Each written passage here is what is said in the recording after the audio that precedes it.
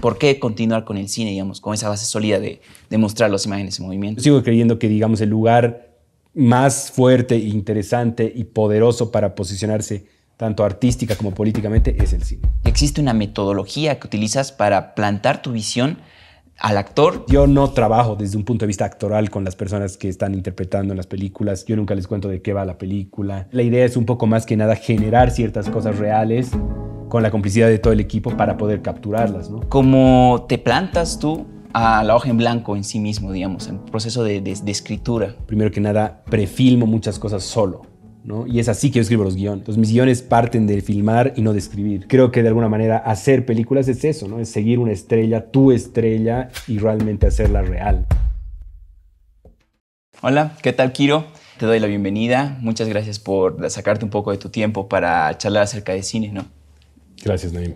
Gracias por la entrevista. Se me hace muy interesante cómo ya llevas abarcando el tema de las minas en Huanuni más de una década, por lo menos, de estudio, de concepción. Y la pregunta es de cómo realmente una idea puede persistir o un concepto que tú vas manejando, como es el tema de las minas de Huanuni, y de que no hayan otras ideas que la sofoquen o que al mismo tiempo se la carcoman, ¿no? Bueno, yo he llegado a las minas de Huanuni, a Huanuni exactamente, al Cerro Pozoconi el año 2009, ¿no? Es muy curioso porque la verdad es que yo vengo de una familia minera. Mi papá era ingeniero de minas. Después mi abuelo trabajaba de contador en las minas y después, bueno, de parte de mi abuela todos los antepasados son mineros, ¿no? Pero para nada yo he llegado ahí por esa razón, la verdad, sino que yo, como me considero un cineasta más formalista, que le interesa, digamos, la forma, me interesaba encontrar el lugar más oscuro del mundo, ¿no? Entonces, obviamente, lo más lógico era entrar a las minas para buscar esa oscuridad.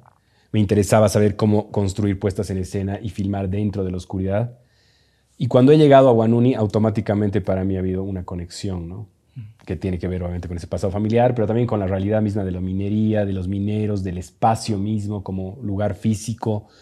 Y ahí ha empezado para mí un largo, largo proceso que continúa hasta hoy en día, que es sobre todo la relación de amistad que yo tengo con muchas personas de Huanuni, muchos mineros, muchos no mineros.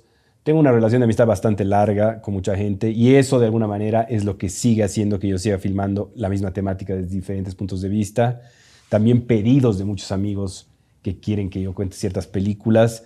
El problema es que, como sabemos, es tan difícil hacer cine aquí en nuestro país que en el lapso ya de, van a ser 13 años que yo tengo este proceso, solo hemos podido filmar 2 largometrajes, ¿no? Yo creo que en la realidad, si se podría filmar cada año, hubiéramos hecho, no sé, 8 películas o mucho más. Pero por otro lado, me interesa a mí la construcción de una obra, ¿no? Me interesa mucho pensar el cine no como un entretenimiento, sino como una obra de arte, como una obra de documento histórico, y dentro de esa idea me interesa seguir explorando los mismos lugares, los mismos personajes, las mismas temáticas. Me parece que eso es hacer una profundización dentro de ese tema y además filmar el mismo tema desde varios puntos de vista. Y por otro lado, algo que yo sigo haciendo y he hecho desde el principio en mi obra es que de alguna manera todo lo que yo he filmado está interconectado, ¿no? Ya sea temáticamente, formalmente o a través de las historias y los personajes, tiene una interconexión. Ok, y justamente hablando acerca de las interacciones, conexiones que hay, me imagino que a todo cineasta, incluso por el tema de buscar financiamiento, nos ha tocado plasmar las ideas en un guión, ¿no? Y la pregunta va acerca de cómo te plantas tú a la hoja en blanco en sí mismo, digamos, en proceso de escritura. Vas con todo este tipo de ideas, conceptos, ¿cómo llegas a pararte frente a ella? Bueno, yo soy un cineasta bastante particular en cuanto al abordaje de guión. Para mí ha habido muchos problemas personales con relación al guión, ¿no? Primero que nada, yo cuando estaba en colegio y hasta incluso en la universidad, yo siempre he tenido dislexia, cierto nivel de dislexia. Entonces, para mí pensar en escribir era algo imposible, ¿no?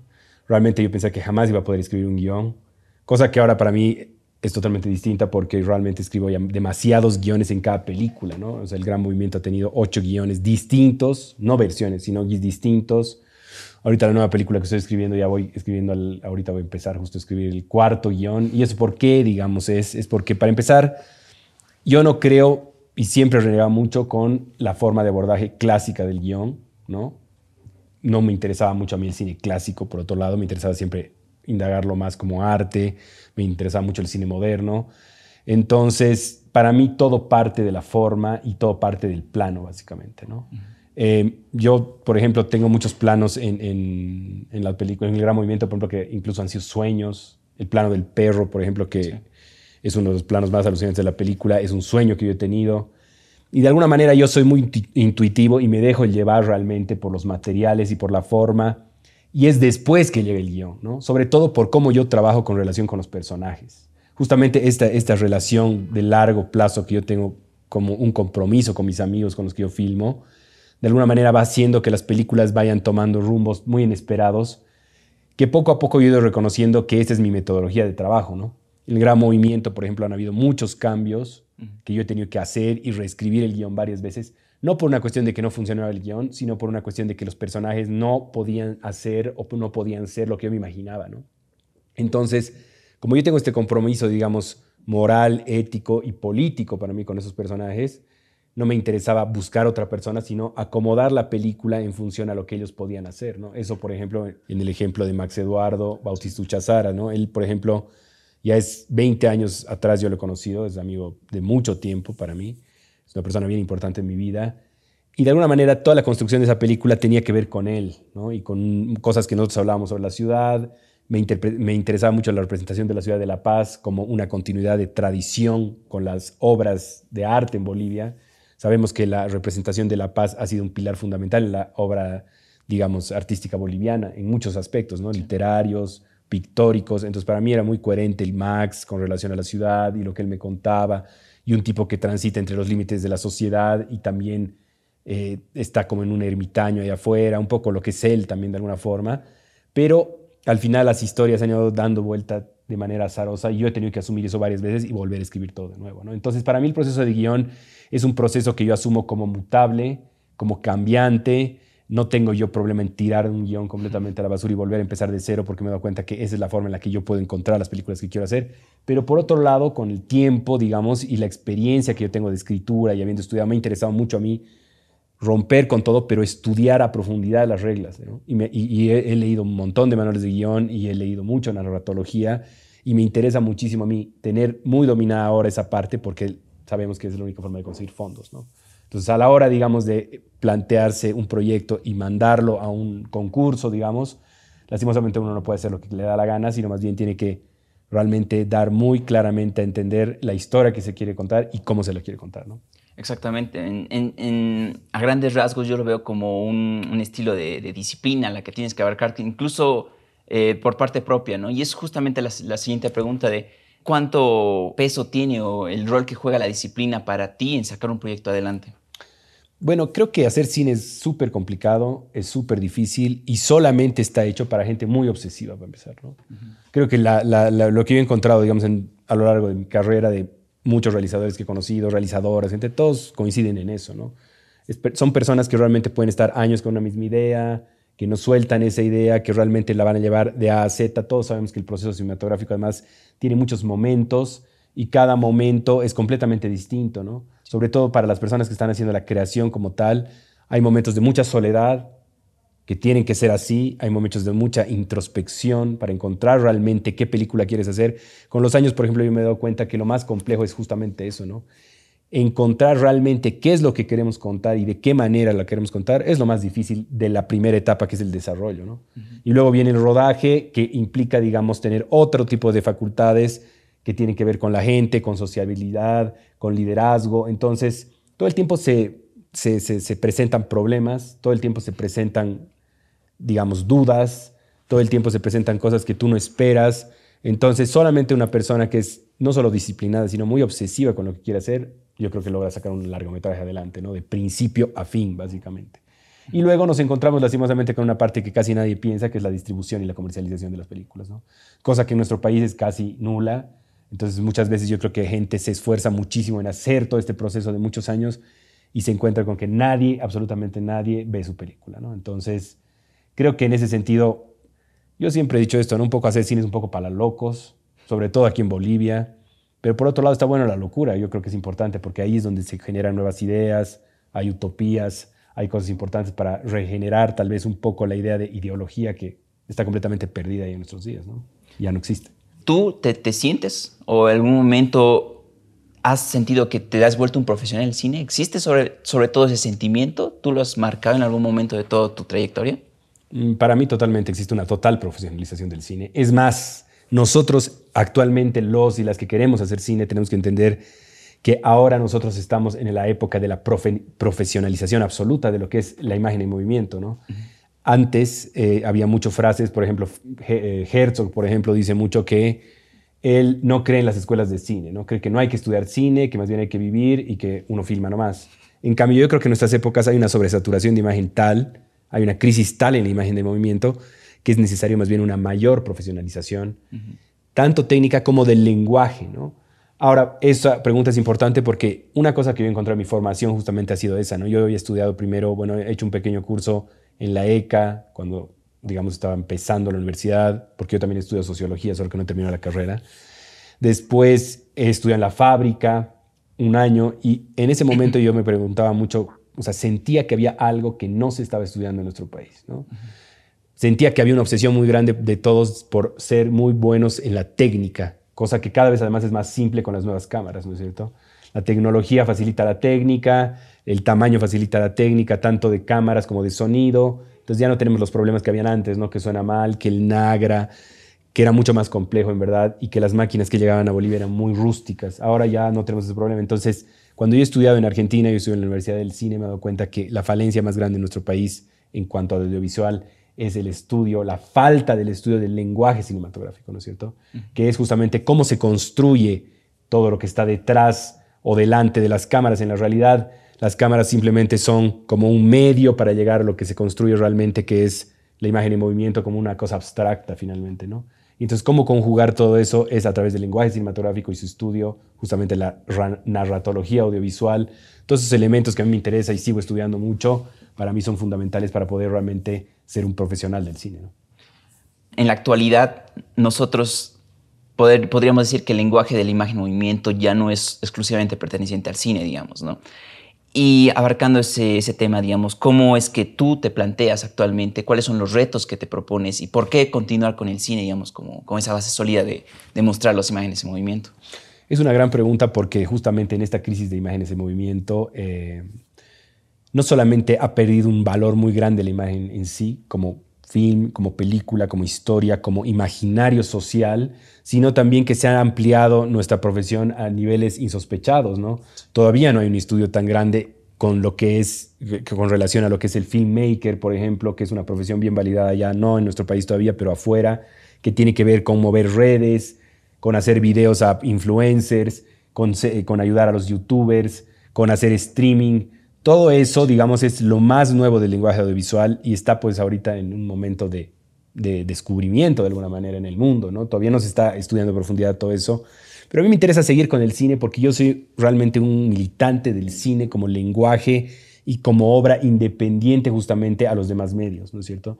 Yo sigo creyendo que, digamos, el lugar más fuerte, interesante y poderoso para posicionarse tanto artística como políticamente es el cine, justamente porque es un lenguaje que todavía está en investigación de alguna manera. Lastimosamente el hecho del mainstream y el hecho de que sea solamente concebido como un entretenimiento ha hecho que, digamos, la exploración, la investigación y el estudio de estas zonas más de diversidad de lenguaje y de posibilidades narrativas diversas se vean mucho más ralentizadas y, por otro lado, solamente estén dirigidas a un público muy reducido, ¿no es cierto?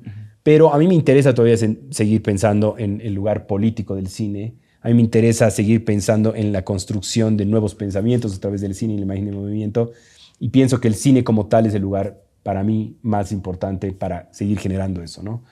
Podríamos ver además que el cine no solo se ha ido al lado del filmmaker y de la parte, digamos, más tecnológica y con relación a las redes, sino también hay el otro lado más extremo, que es el lado más artístico, digamos, que es el cine experimental, el videoarte, la videoinstalación. No me ha interesado a mí tanto irme por ese lado porque justamente creo que el cine todavía lo que tiene de posibilidad es de llegar a más personas, ¿no? A pesar de que mis películas, por ejemplo, no han sido tan vistas, digamos, en Bolivia, yo sé que mis películas han sido muy vistas en el mundo, por ejemplo, ¿no? Sin ir lejos, El Gran Movimiento por lo menos lo han visto más de 250,000 personas, pero a nivel mundial, no a nivel Bolivia. Entonces, en ese sentido, el cine, a pesar de lo, digamos, rupturista que podría ser, sigue teniendo esa posibilidad de llegar al mundo entero, ¿no? No así entrar a un museo. Aunque últimamente me ha interesado también ese tipo de lenguajes, ¿no? Es otro tipo justamente de manejo de la imagen en movimiento. Sí, y el tema del lenguaje movimiento, como tú lo hablas, y de darle una caracterización, un concepto, una idea, una teoría que tú mismo vas fundamentando a partir de la práctica y el constante aprendizaje de la misma.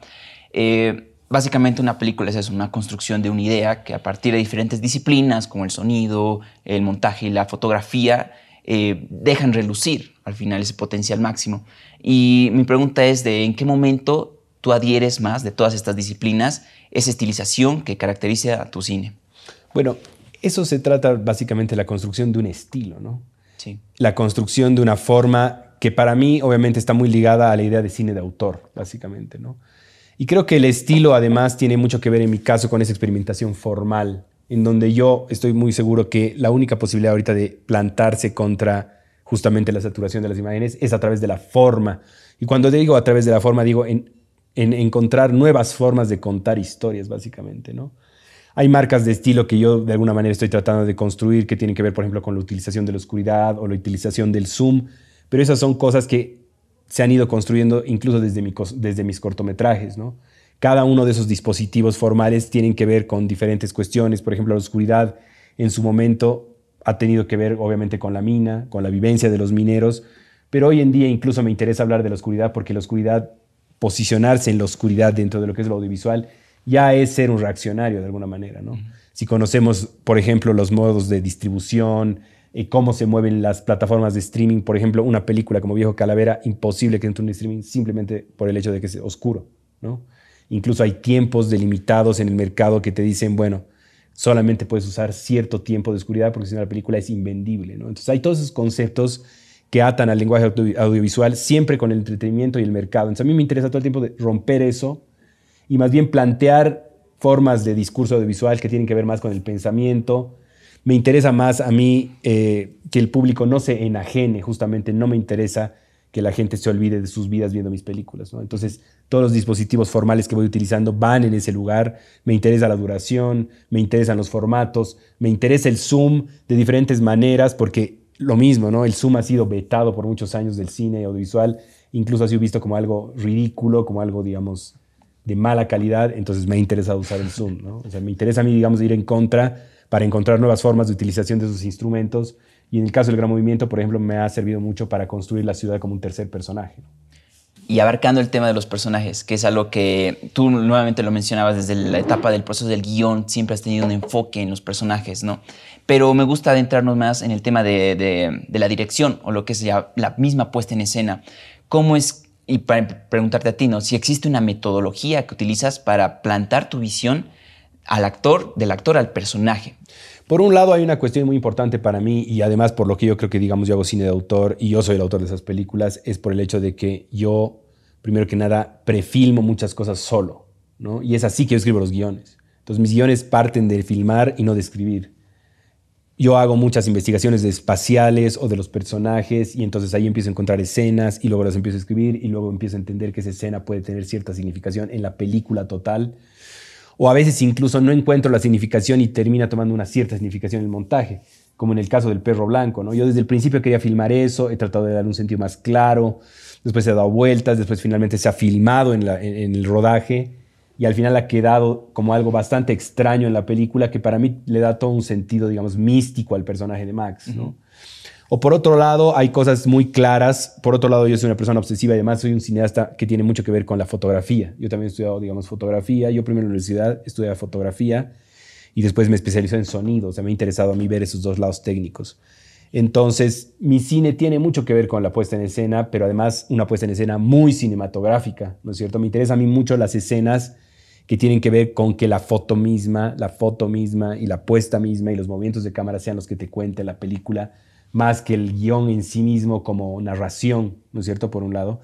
Y por otro lado, este trabajo con los actores, personajes. Bueno, yo no consideraría que yo trabajo con actores naturales y a mí lo que me interesa más que nada es descubrir la naturalidad absoluta de sus formas de ser en las películas, ¿no? Me interesa mucho a mí pensar el cine como un documento de una época, de unas personas, de unas formas de ser y en ese sentido en la búsqueda de todas las películas que yo he hecho y los cortos por ahora tienen que ver con lograr encontrar, cazar, digamos, esos momentos, ¿no es cierto? Entonces yo no trabajo desde un punto de vista actoral con las personas que están interpretando en las películas.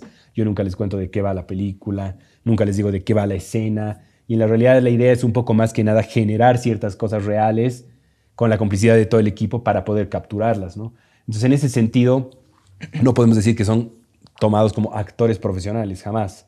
Pero en la experiencia que tengo con los actores naturales he descubierto ciertas cosas que son fundamentos que para mí son clarísimos y que son leyes, digamos, del trabajo con los no actores, que son, para empezar, no cualquiera puede estar y ser natural frente a una cámara, para empezar. Eso es algo que es así, ¿no?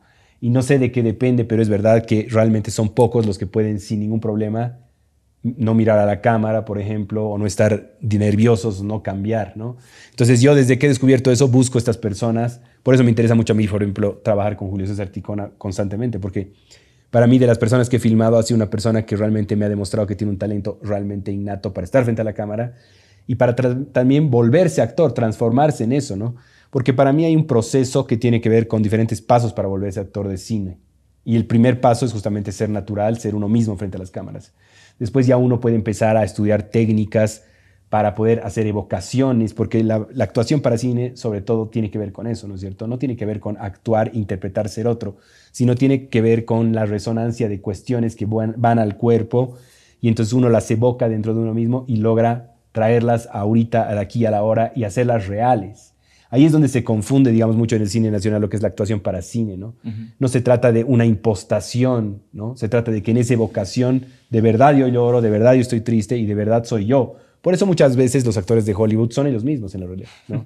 No estamos esperando que sea otro, no, en la realidad son ellos mismos, pero lo que pueden controlar ellos con total facilidad es esas, digamos, emocionalidades que se evocan a través de ejercicios y entonces de repente están, no sé, emputados, de repente puede ser una escena de seducción, no sé, o sea, puede ser cualquier cosa porque ellos pueden evocar esas cosas como si fuera la realidad, ¿no? Esas son las verdaderas técnicas de actuación para cine, cosa que en Bolivia realmente no he visto que se maneje tanto, pero como las personas con las que yo trabajo no tienen esas técnicas, a mí me interesa jugar más bien con juegos de esconder información, tener algunas personas en el equipo que son como cómplices, digamos, en ciertas cosas para hacer que sucedan las cosas de verdad, digámoslo entre comillas. ¿Cuán enemigo tú te has sentido de muchas de contradicciones que has sentido que has tenido en el proceso de montar una película? ¿Y qué tan sellado realmente está al final todo el proceso que has tenido hasta el momento de montaje? Generalmente yo trabajo con estructuras bastante sólidas porque me he dado cuenta igual de esto, ¿no? O sea, si uno no está, por lo menos si uno no tiene una estructura base donde se pueda sostener la película, estás perdido en la hora de montar. Sí. ¿No? Sobre todo, ¿por qué pasa esto? Porque muchas veces muchas cosas que las tenemos por seguras no salen como queríamos y más bien aparecen otras que terminan siendo mucho más interesantes, pero a pesar de que sucede todo esto, uno tiene que tener una estructura sobre la cual basarse y poder poner toda esta historia, digamos, porque si no, no funciona la película, básicamente. Y a mí me ha pasado muchas veces que, sobre todo en el Gran Movimiento, que hemos filmado muchísimo, que hay cosas alucinantes. Usted el otro día está volviendo a ver los materiales que no están en la película. Hay cosas increíbles que definitivamente no entraban dentro de esa estructura, entonces no pueden ser parte de la película, ¿no? Por otro lado, para mí el montaje es uno de los momentos más lindos, la verdad, del cine. Obviamente lo que más me gusta a mí es filmar, lo que menos me gusta a mí es el desarrollo, justamente porque todo el tiempo estoy cambiando de ideas, pero creo que el montaje es alucinante porque ahí es donde realmente nace la película, ¿no? Sí. Es un momento alucinante porque además tú puedes ver que cosas que has pensado funcionan, puedes ver cosas que no funcionan, puedes encontrar estas sorpresas que, digamos, se han creado durante el rodaje, pero también es un momento de mucha ansiedad porque ahí es donde realmente vas a ver si realmente funciona o no la película, ¿no? Y más sobre todo en películas como las que yo hago, ¿no? Donde realmente, a pesar de que hay un guión, a pesar de que hay unas ideas, son cosas medio nuevas que estoy intentando hacer, entonces no termino de saber si van a funcionar o no. Entonces la hora del montaje es la hora de la verdad, digámoslo así, ¿no? Por lo menos en el caso de las dos películas que he dirigido, han sido para mí, digamos, montajes y resultados satisfactorios. Estoy yo contento con las películas, se han, digamos, confirmado cosas que yo quería probar en el rodaje, han funcionado en la manera extraña que se han construido, sobre todo el Gran Movimiento, digamos, tiene una construcción bastante extraña narrativamente, pero funciona dentro de su propia lógica, entonces para mí, digamos, eso ha sido como realmente un orgullo de lograr, digamos, porque no es tan fácil basarte en tus propias ideas para construir una película. Y por otro lado hay cosas que estaban desde el guión que son fundamentales, que estaban desde el principio, ¿no? Como, no sé si te había dicho antes, pero yo dibujo cada plano, me interesa tener todo en un cuaderno antes de filmar, eso es lo que a mí me da seguridad a la hora de dirigir, por más que luego se improvisen ciertas cosas, ¿no? Entonces, hay muchas cosas que estaban desde el principio, por ejemplo, en la escena de aceleración del final de la película, sí.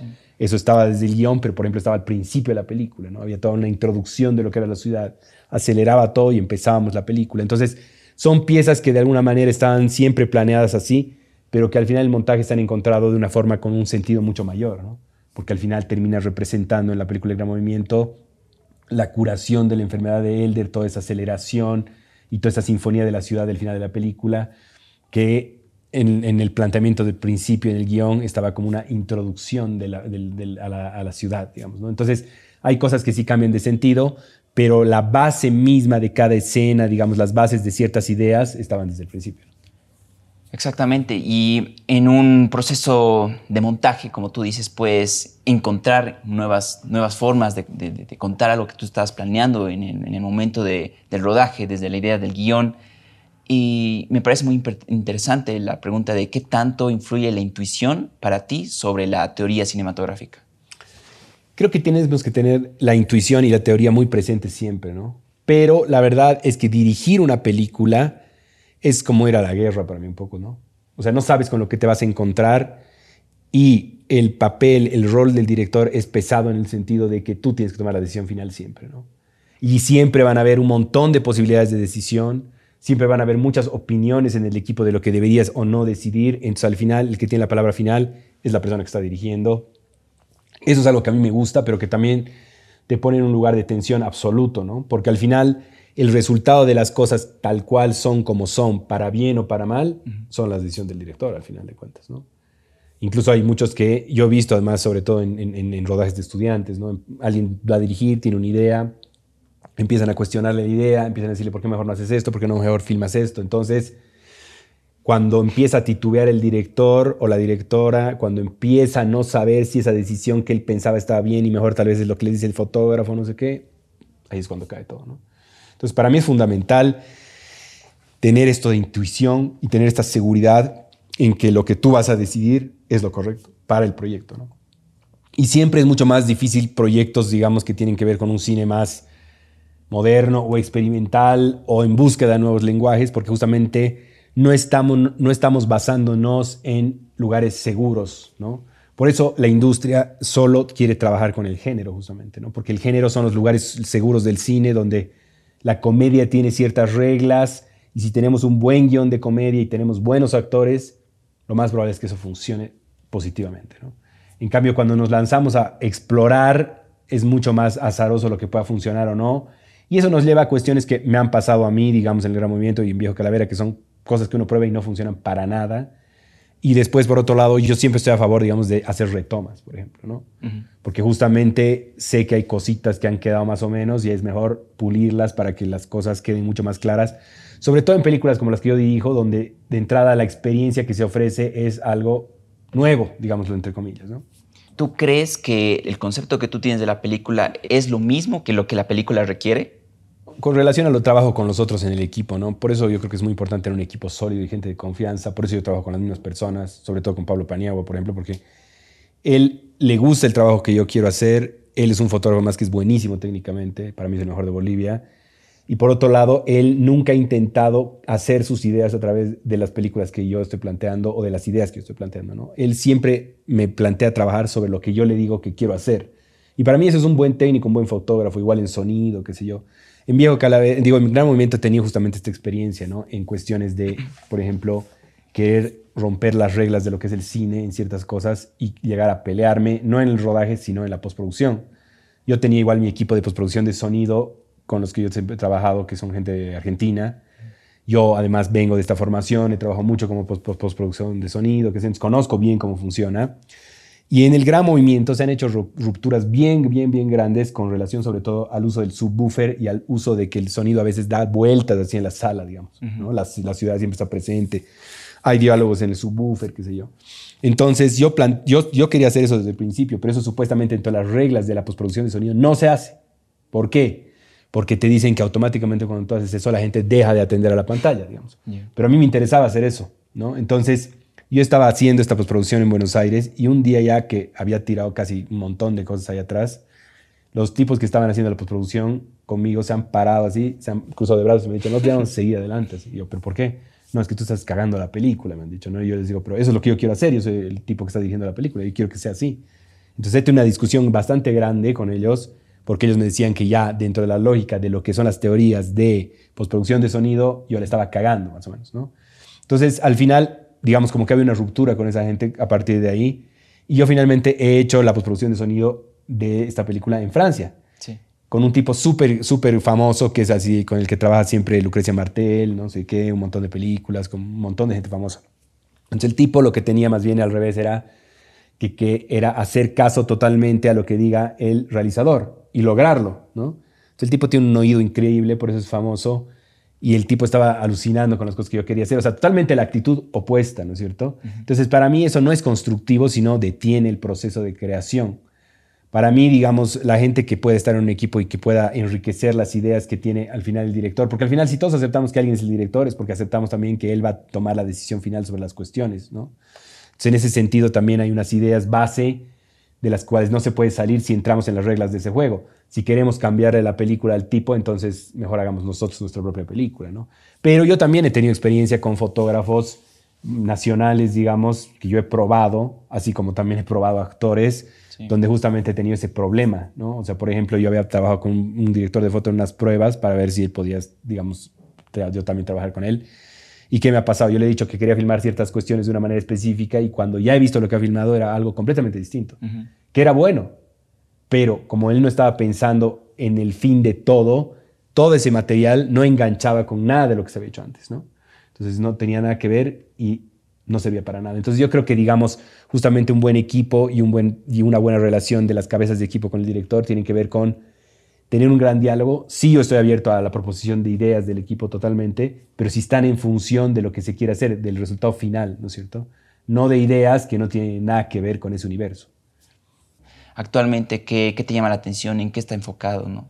Yo ahorita en qué estoy enfocado. Sí, actualmente. Bueno, yo estoy realmente enfocado en cerrar esto que para mí es la trilogía minera, ¿no? Sí. Solamente que también estoy intentando dar una proliferación más grande a mi trabajo, en el sentido de que, por ejemplo, ahorita ya no estoy trabajando en un proyecto, sino estoy trabajando 3 a la vez. Tengo la esperanza de que eso logre hacer, de que se pueda hacer más rápido películas, digamos, ¿no? Entonces, para mí, digamos, mi nuevo reto es ese, por ejemplo, personal. Sí. Hacer, digamos, una película cada 2 años o ojalá cada año una película, ¿no? Y también pensando en que no haya limitaciones económicas, ¿no? Saber modularse de acuerdo a lo que hay, porque eso también es el trabajo de cine en Bolivia, querámoslo o no. Siempre es un trabajo que tiene que ver que tenemos que arreglárnoslas con la que hay, sea tecnológicamente, sea económicamente, sea artísticamente. Esa es un poco la realidad del cine latinoamericano en general, pero sobre todo el nuestro, ¿no es cierto? Y no es solo una cuestión de fondos, ¿no? Yo creo que es una cuestión también de otro tipo de recursos. Nosotros no tenemos, digamos, efectos especiales, no tenemos actores profesionales así increíbles. Entonces, todo eso siempre tiene que ver con el tipo de cine que podemos hacer. Incluso se ha hablado de esto, ¿no? Creo que se ha hablado después ya de la época de Ucamao. Ha venido la ola del cine posible, le decían, ¿no? Que tiene un poco que ver con esto. Y eso es algo una realidad en la que seguimos nosotros estando muy fuertemente, ¿no? Ahora, hay casos latinoamericanos, sobre todo argentinos, yo conozco, que se han dado, digamos, ellos han querido trascender todas estas ideas de la imposibilidad y más bien plantearse un cine posible, pero desde el lugar de construir algo ya fijo, justamente para poder hacer cine constantemente, ¿no? Entonces, con eso, por ejemplo, hablo de el Pampero Cine, por ejemplo, de Argentina, que son un colectivo y que son tipos que justamente hacen cine sin nada, pero ¿cómo? ¿A raíz de qué y con qué forma han logrado hacer eso? Bueno, se han vuelto actores también ellos, ¿no? Entonces, al final, un tipo es director, actor, montajista, y además los otros actores son su hija y su mujer, y la película la filman, digamos, todo en una casa, ¿no? Sí. Entonces, son restricciones muy jodidas, pero lo que les permite esas restricciones es hacer películas sin plata, básicamente. Entonces, con una cámara como estas, más su familia, ya está, ya tiene una película, ¿no? Entonces, ese tipo de lógicas también tal vez sea bueno que lleguen a nuestro país porque esa es una posibilidad de hacer cine real constantemente. Sí. El hecho de buscar siempre plata, lastimosamente, hace que pase lo que nos ha pasado a nosotros, digamos, donde puta, en 10 años haces 2 películas, digamos, ¿no? Que está muy bien. Igual no les digo que ha sido fácil y nunca va a ser fácil hacer una película si lo hacemos con seriedad y queremos realmente que tenga cierta trascendencia en cualquier nivel. Si hacemos las cosas como sea, sí, tal vez es bastante fácil, digamos. Pero cuando hay rigor, creo que siempre vas a tardar, siempre va a ser un proceso además bastante fuerte, digamos, ¿no? Para las personas que están en las cabezas de área. O sea, no es chiste hacer cine, digamos, ¿no? Lo que entiendo es que tanto el cine como otras áreas siempre es una constante práctica, ¿no? Y lo que yo te vengo a ofrecer ahora, ¿me puedes pasar, por favor? Es un pequeño, más que juego, un reto, abarcando el tema de que para mí muchas veces en una película la idea siempre persiste y avanza a partir del guión. Lo que yo te vengo a ofrecer ahora es una hoja en blanco. Con una palabra, un dibujo o el impulso del momento, puedas plasmar algo ahí, ¿no? ¿Qué pondrías? Aquí tienes. ¿Qué podría poner? No tengo idea, hermano. Así que voy a empezar a divagar y vamos a ver qué sale.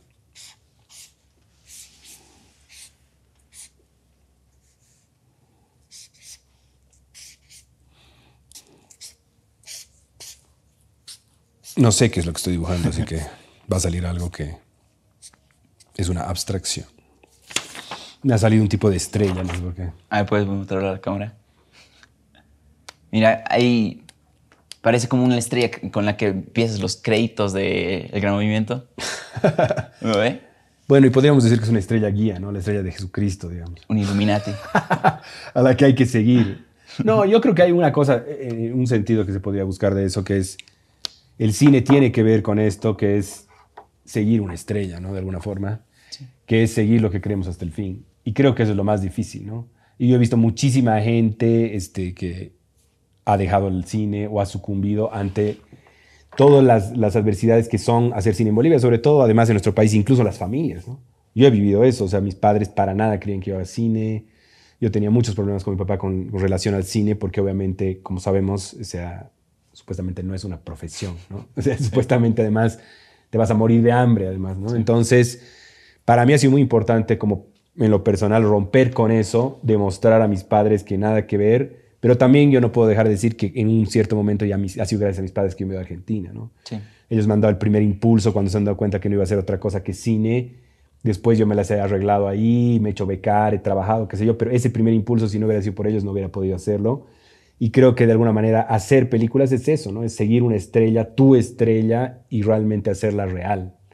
Y por eso son muy pocas personas finalmente las que lo hacen, ¿no? Porque creo que al final, ahora que soy padre, por ejemplo, hace poco tiempo, me doy cuenta que uno tiene que realmente tener muchas ganas de meterle, ¿no? Porque la vida siempre nos lleva hacia otro lugar, ¿no? Ahora que soy padre digo porque al final hay mucho más responsabilidades, hay muchas más cosas que hacer, mismo hasta el mismo hecho de estar un tiempo con tu familia, y mi mujer me dice, pucha, todo el día estás pensando en otras cosas, ¿no? Pero el cine un poco me ha vuelto así, digamos, todo el día estás pensando en cine, todo se vuelve cine, todo es cine. Entonces por eso yo les digo que el cine me parece que es una cosa bien de obsesión, ¿no? Sobre todo si realmente quieres hacer algo que tiene que ver como con obra, con trascendencia, con una postura política, digamos, ¿no? Porque también podemos ir, y eso también para el relax de nuestros padres, ¿no? Podemos también ir a la publicidad, digamos. Y entonces si tú te dedicas a la publicidad, o no sé, pues la otra entrevista es del Gori Patiño, bueno, el Gori Patiño, digamos, está en el otro lado, digamos, puedo decir, para mí está en el otro equipo, digamos, de mí, ¿no? O sea, él es como un tipo de la publicidad, un tipo que está buscando el cine comercial, que yo no tengo nada en contra de eso, pero me parece que, digamos, o sea, me interesa el arte, entonces en ese sentido mi búsqueda es distinta, ¿no? Claro, y como esta estrella que te ilumina en el proceso y que está constantemente ahí, cuando empieza el brillo o la pregunta en sí, ¿en qué momento tú crees que te conviertes en Kiro Russo? Bueno, yo creo que el brillo realmente no comienza en una película como tal, sino es algo que aparece de nuevo y son momentos, son destellos, ¿no? Creo que de alguna manera una de las cosas que a mí más me gusta de hacer cine es cuando estamos filmando y está todo el equipo y pasa de que de alguna manera saben todos que algo alucinante se está filmando en ese momento, ¿no? Hay como un milagro, por eso ya habíamos hablado del milagro, digamos, de Tarkovsky. A mí sí, yo sí creo en esos destellos, en esos momentos. Y de alguna manera son por esos momentos que yo hago cine también, de alguna forma, ¿no? Cuando ese éxtasis, digamos, sucede, es realmente algo indescriptible para mí y es algo alucinante, ¿no? Y por eso a mí no me interesa y nunca me ha interesado volverme un director, una personalidad, una persona que tiene una voz. Es más, yo nunca estaba consciente de todo ese lado del cine. Y cuando empezó a ver que el cine tenía también ese lado, me ha abrumado muchísimo, porque yo me considero una persona más bien bastante, digamos, freak o bastante fuera de la norma. y nunca me ha interesado, digamos, la popularidad ni el reconocimiento, entonces todas esas cosas que también había tenido el cine y además que tiene que ver también con esto, ¿no? Hablar de ti, hablar de tu trabajo, hablar con la gente, ir al mundo entero, hablar, enfrentar gente, hablar delante de 500 personas, no sé, todo eso, digamos, obviamente, es algo que a mí me abruma muchísimo y que también había sido parte, pero bueno, ahora lo asumo con tranquilidad, pero para mí ha sido algo muy cuestionante en un momento, de verdad. O sea, me parecía que me interesaba más la idea de filmar que todo lo otro, ¿no? Y en esa trayectoria ha habido un punto de quiebre que tú digas, a partir de aquí es como que resalta esa personalidad de mí en ser Quiro Russo para adelante. Bueno, definitivamente la ópera prima creo que es un momento fundamental, ¿no? Para cualquier persona que quiera hacer cine. Por eso siempre se habla de la ópera prima como un momento culminante, importante, fundamental, no solamente con miras a lo internacional y porque generas, digamos, interés de gente que nunca te has imaginado, sino porque tú mismo pruebas que realmente puedes hacerlo, ¿no es cierto?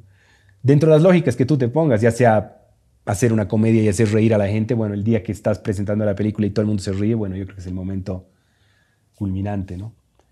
Pero, no sé, para mí, digamos, el cine es algo que tiene que ver con una aventura, con una cosa, también con poder generar burbujas que rompen esta cotidianidad del mundo capitalista en el que estamos inmersos todos los días, ¿no? Entonces son momentos donde de repente, no sé, estamos puta mineros, puta burgueses, gente de diferentes clases sociales, todos juntos, construyendo una película, viviendo una fantasía, casi una utopía, pero en ese momento, esa utopía, esa fantasía que está pasando tras la cámara, es una verdad, y es un encuentro, y es una comunión entre mucha gente, y eso a mí me interesa mucho el cine, ¿no? No me interesa a mí tanto lo otro, y eso es muy personal, porque yo he conocido mucha gente que más bien hace cine por la fama, hace cine por ejemplo, ir a las alfombras rojas, conocer a los artistas, a los actores, hay toda una parafernalia ahí enorme, ¿no? Sí. Que estamos además muy lejos nosotros en Bolivia de eso, pero eso existe. A mí no me interesa, la verdad, mucho eso y más bien me causa medio nervios, la verdad. Bueno, que el brillo persista a través de toda la trayectoria que sigas y nuevamente agradecerte a ti, Quiro, por la entrevista, por tu tiempo y nada, es un placer tenerte aquí. Muchas gracias. Gracias, Naim. Gracias a ustedes y Muchas sigamos gracias. haciendo cine. Gracias.